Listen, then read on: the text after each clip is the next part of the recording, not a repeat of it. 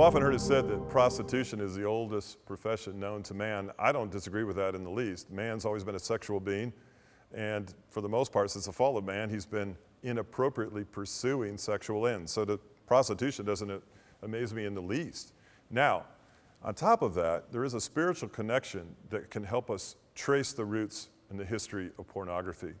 The idolatry you see in the Old Testament that pops up again and again and again among the peoples around the Israelites was the practice of worshiping an idol, which was often accompanied by temple prostitutes. That is to say, if a man went to the temple to worship an idol, he would have sex with a woman that was there, hired to be there, as part of the temple and the temple worship system. How convenient for sexually charged men to combine worship with going to a temple. Fast forward to Corinth, in modern day Corinth in the New Testament, and you'll find the word porneia. Why is this significant?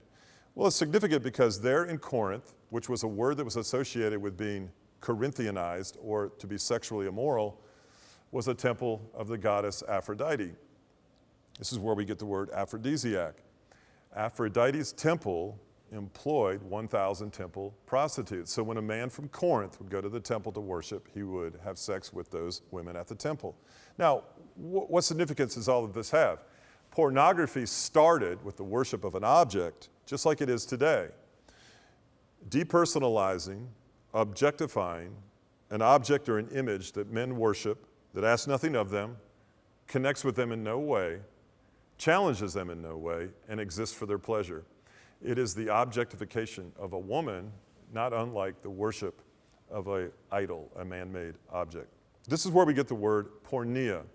And women in Corinth, in that patriarchal, skewed, sexually immoral culture, existed on three levels. A wife was there to tend to the house, a concubine was there to tend to the husband when he felt it was necessary, and the temple prostitute was there when he went to worship. Porneia means to have sex outside the context of marriage. Now, why is this applicable to today? Well, it's applicable because I sit down in my office talking with people who are struggling in their marriage only to find out they came to me to discuss why their marriage is falling apart. When the man, or sometimes the woman, is engaged in pornographic material and, for the most part, giving his mind and his heart to an image other than his wife. Jesus called this adultery. Pornography is a form of adultery. It is the betrayal of one relationship for the sake of another. It is the diminishing of one person in the marriage for the sake of another, and it is making those outside the marriage into a possession for a man's pleasure.